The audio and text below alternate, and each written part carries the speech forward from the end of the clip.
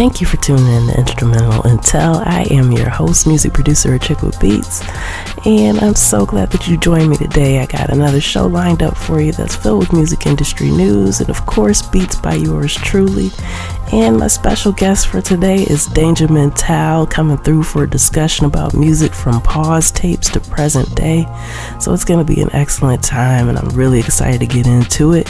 And of course, I've got to send a shout out to my home station, Grander Radio, out of Grand Rapids, Michigan.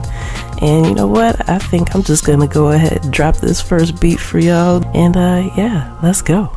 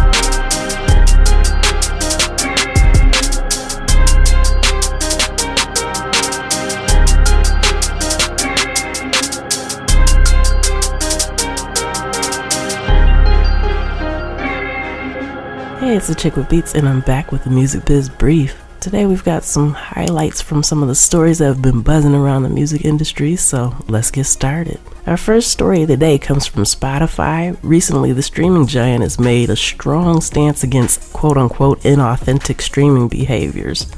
Spotify is now urging artists to discourage fans from using automated methods like bots or scripts to inflate their stream counts. While Spotify claims this move is about ensuring fair play and maintaining the integrity of its platform, some critics argue it's more about reducing payouts and controlling financial obligations. So essentially they're saying encourage your fans to stream your music, but keep it genuine. Speaking of fees and fairness, next up, SiriusXM is facing a class action lawsuit for allegedly misleading consumers. The suit claims that SiriusXM's U.S. music royalty fee, which adds an extra 21.4% to subscriptions costs, is deceptive. Unlike other music services that include royalty fees in their advertised prices, SiriusXM has been adding this fee on top, leading to higher costs for users.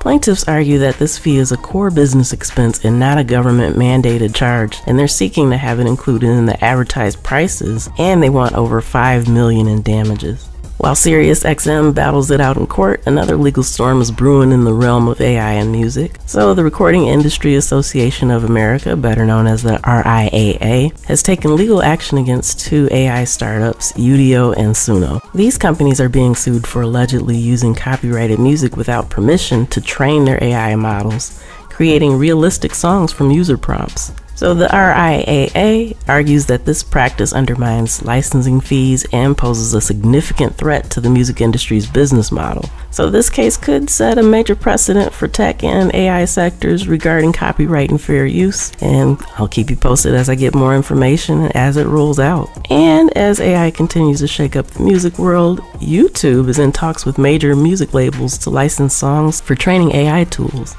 This initiative is part of YouTube's effort to compete with TikTok through its Dream Track AI tool for YouTube Shorts. While YouTube offers financial compensation to the labels, they still need to persuade many artists who oppose AI-generated music. So this highlights the ongoing tension between innovation and copyright protection.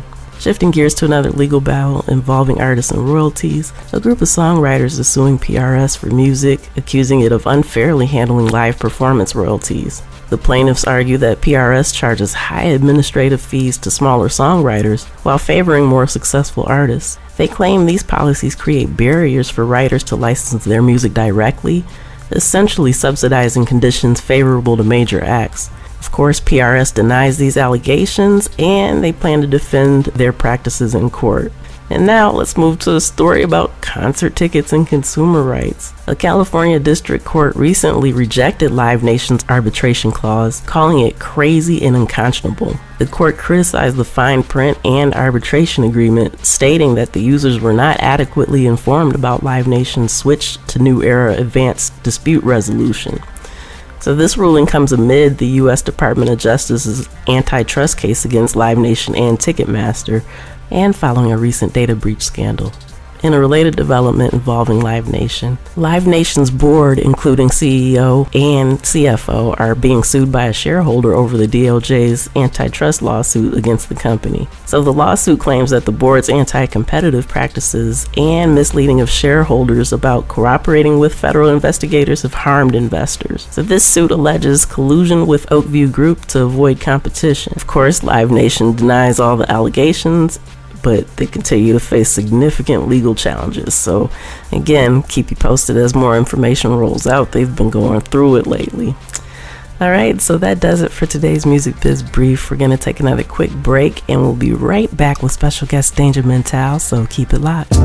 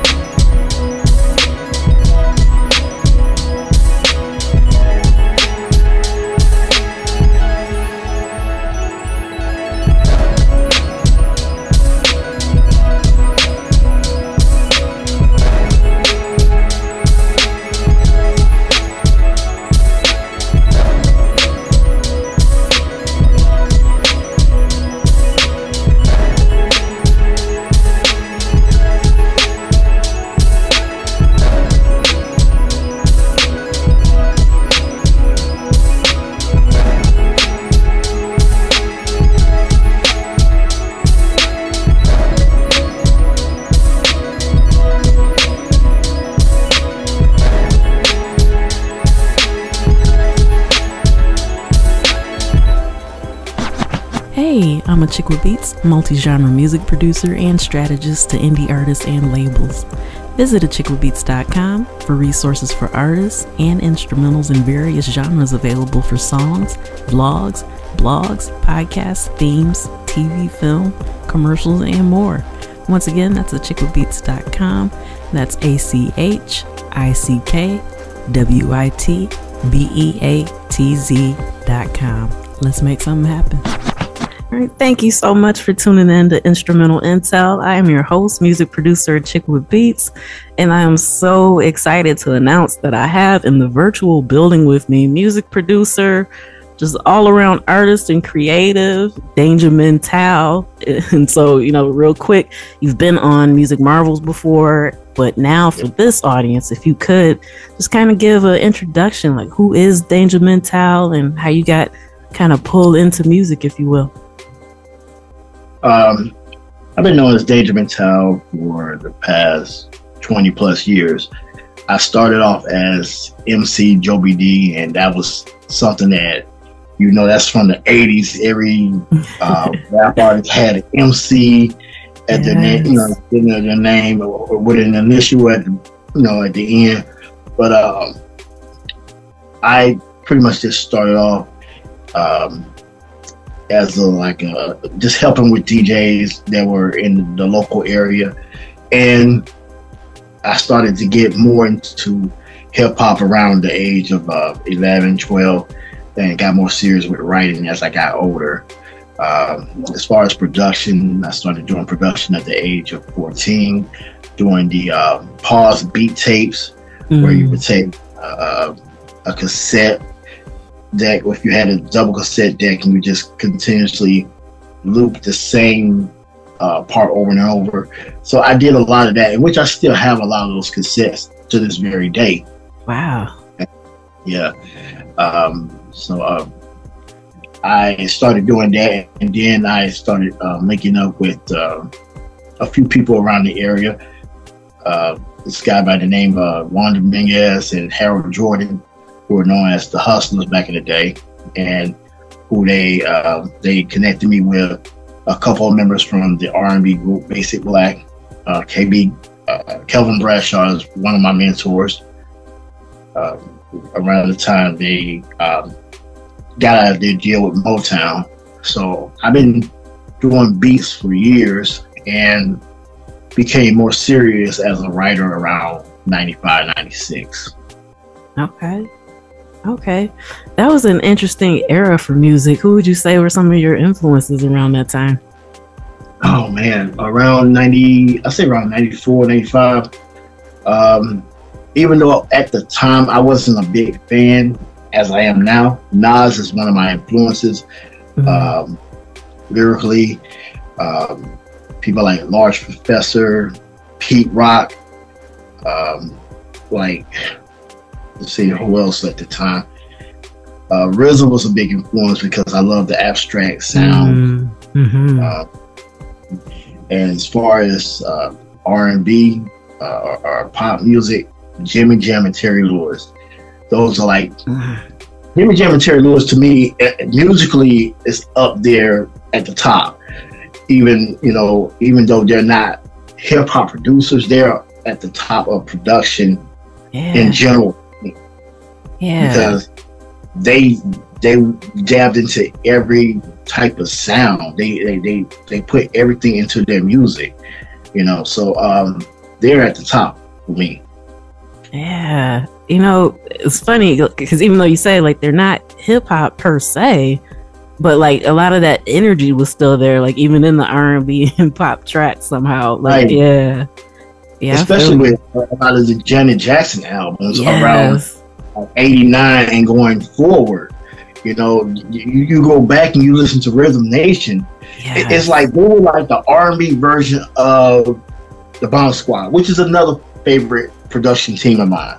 Okay. Of course, Dre, DJ Premier. You can't leave them out. Right. Yeah. So, okay, when you had said that some of your inspirations, like you're even more of a fan now than you were back then, I was just having this conversation recently, matter of fact, on this particular podcast about how when I was younger, you know, it was a lot of good hip hop and stuff while I was coming up.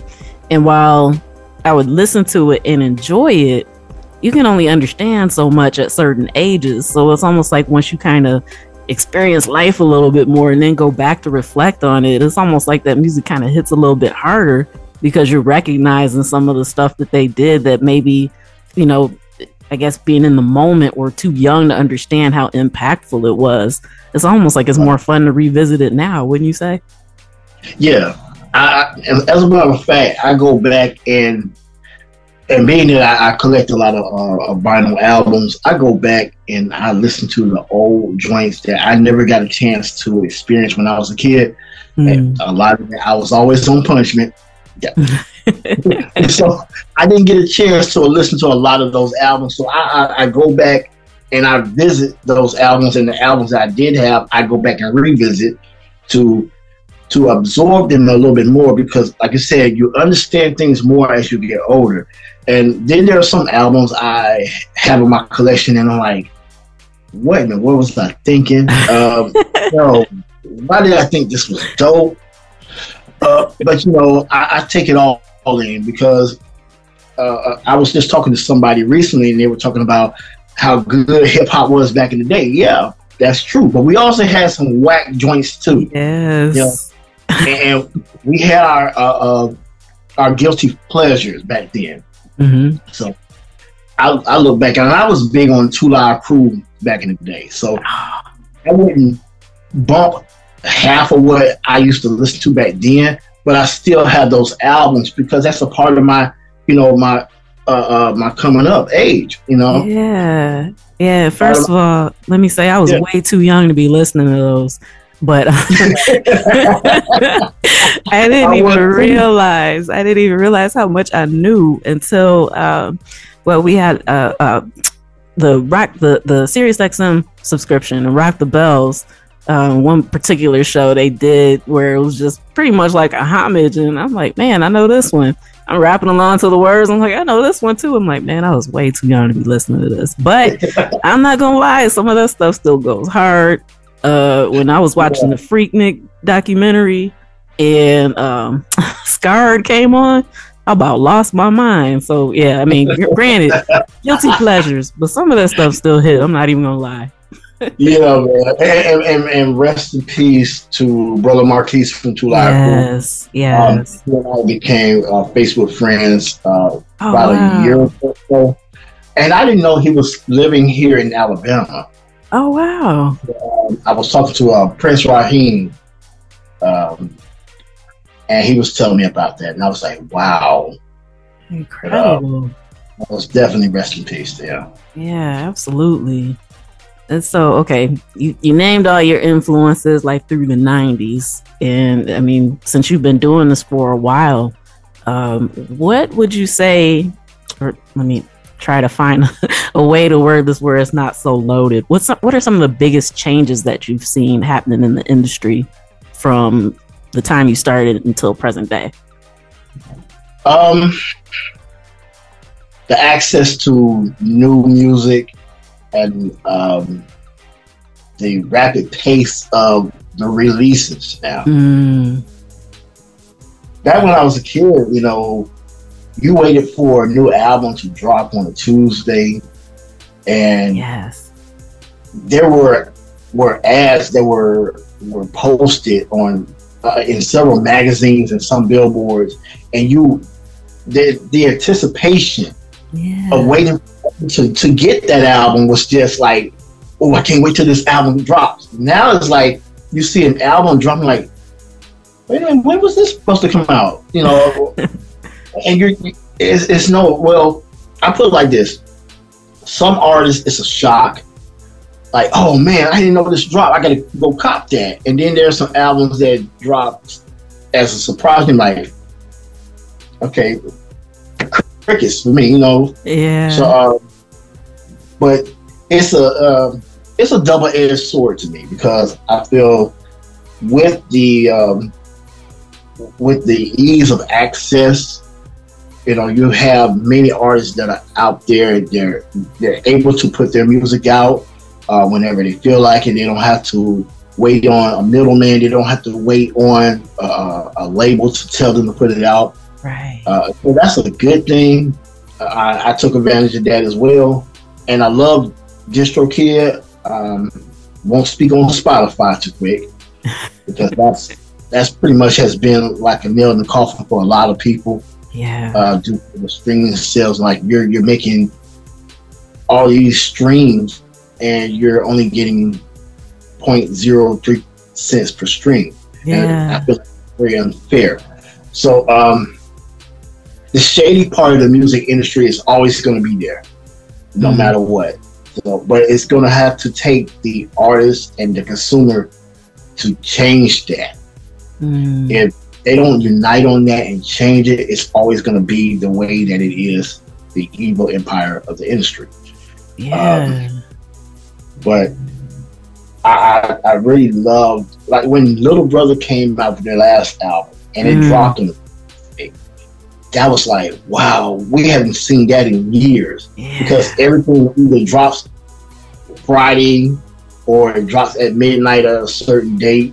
Yeah. And, you know, I mean, it builds up a little of anticipation, but it's not as, how can I say that? It's not as exciting as it was when we were younger.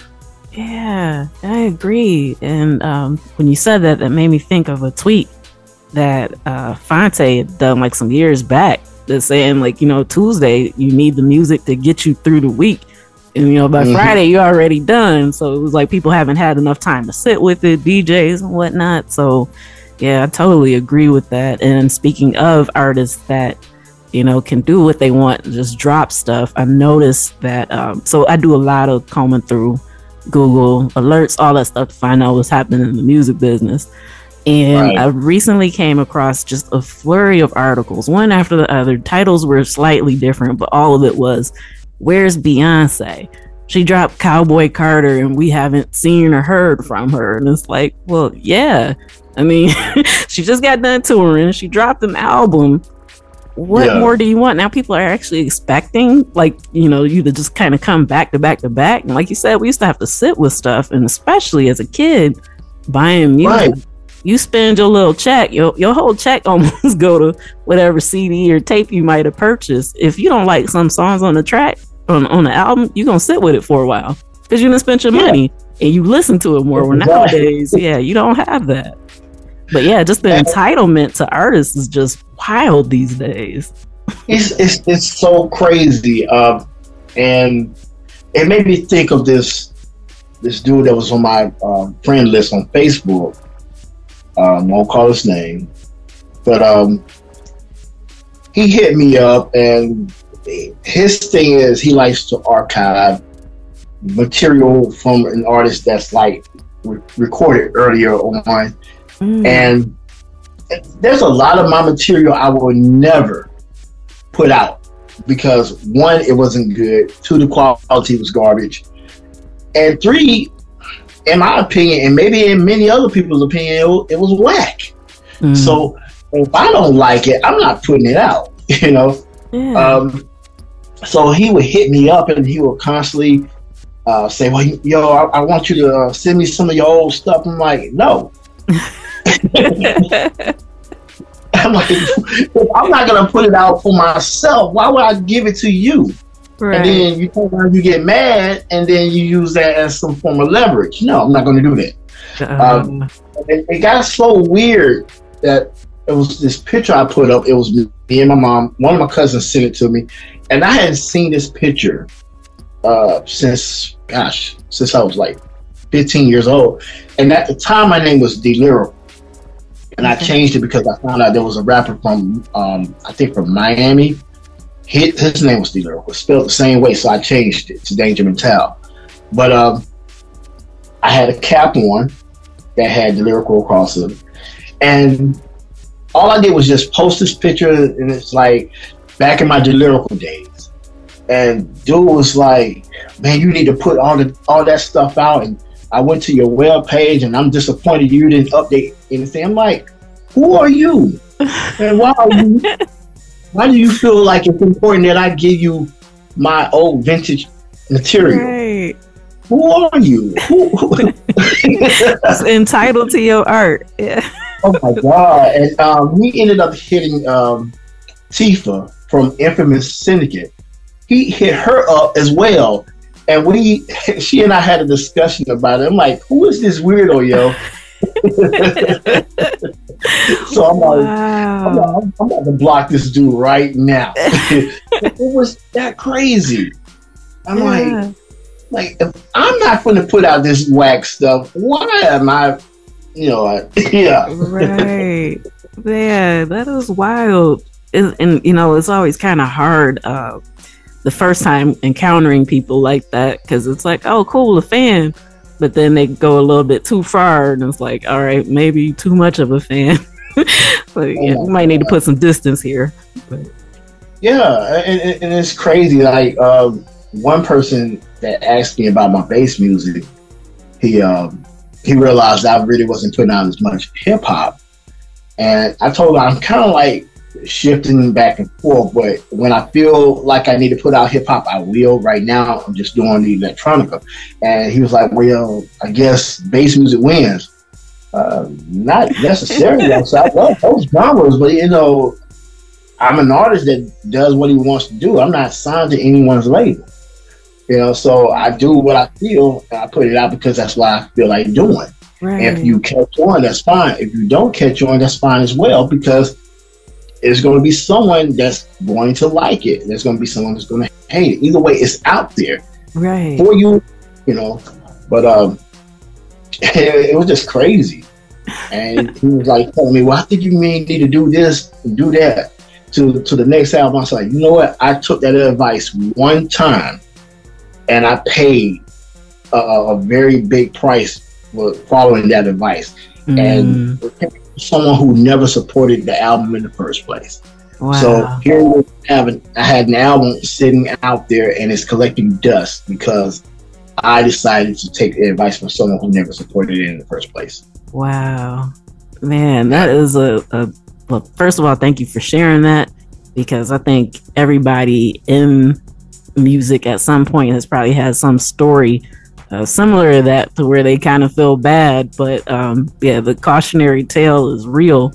You had mentioned about, like, you're being an artist and you're doing, what you're feeling drawn to do.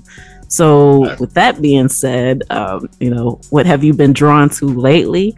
If you could tell us a little bit about what you may have been maybe working on, or have in the works, or coming up. I'm working on an album, which I've been doing this one for about 4 years. I've been dealing with a lot of personal things, so that's been kind of like the roadblock that I've been facing. Plus, I have been trying to get back into photography a little bit more too. But the name of the album was originally called the Common Ground Experiment, which I changed it because a lot of the songs I recorded or had written were like very somber, very sad. They dealt with a lot of the subjects, like on grief, relationships, pain, pain, a lot of the sad things. And I'm like, I don't like this. And I decided to change it. I kept some of the songs and I scrapped a lot of others, I would recycle the verses from certain songs into new versions. So the album that I have now is entitled "It's Not Me, It's You," or maybe it is me. Originally, it was just I first had it as "It's Not Me, It's You," and when I did the photography for it, really, I didn't even plan this album. It was basically me looking at the photos I had taken. They were like self portraits and all, and I liked what I had done with the photos. And the front cover is me just sitting on the floor with a boombox, listening to some cassette tapes, and just like I'm minding my own business. And then the back cover is me in the same room, but this time it's like I'm screaming out So that's where the other part, or maybe it is me part, comes in. So it's not me, it's you, or maybe it is me. So it's a very personal album, and it's going to deal with a lot of personal situations I have experienced, and like I said, mental health. Being that we're in Men's Mental Health Month, and I didn't want to focus so much just on like hip hop, the topic of hip hop, even though there are some songs on there like Real Hip Hop Part 2, Don't Let This Rap Ish Fool You, what's another one? Popularity Contest. That's another one I wanted to talk about, because with Popularity Contest, it's like you're looking at how people spend more time worrying about two rappers beefing, with each other and all that, but you got all this other great music, just like with the Drake and Kendrick Lamar beef. And people focused on that so much that there were people actually saying hip hop is dead because of this. No, it's not. Man, yeah. Like, dude, y'all focus into two people when there's millions of rap albums out there that are great. Yes. I'm feeling this new Rhapsody album. I'm like, y'all spent more time and energy on that. Y'all forgot this woman dropped a dope album. But I have songs like Monster Part 2, His Pain, or when I did Me and My Music back in 2018, I had the song called Monster, which was focused on physical and sexual abuse towards women, and what the pain that they go through dealing with this in their lives. So when I did Part 2, I wanted to focus on the pain that men go through, that many of us are afraid to even express, because society has it where we're supposed to be strong, macho. We're supposed to just have this rough, around the edge mentality at all times. Yeah. But a lot of people don't realize the strongest men in the world are the ones that got to show their emotions, the ones that got to bring it out into the open. That's a strong man. He expressed what he feels in his heart. That man cries and get it out of his system. That's a strong man. But being the way society is, it's hard to express that. But I never shied away from the topic. I express it no matter what. I don't care what people think. So I'm gonna talk about that.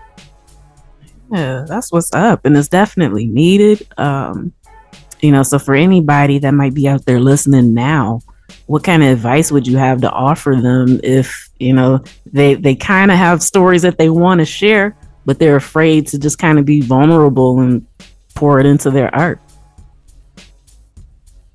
I can't say I'm the best advisor, but I will say this. Find your happy space. Find the things that make you happy and put your all into those things. Don't use it as a mask. Use this as your platform, your palette to create and vent. A lot of times I will write stuff that you'll see posted on Facebook, and it's not even for a song. It's just I write in rhymes in most cases, and that's how I get out wherever I'm feeling.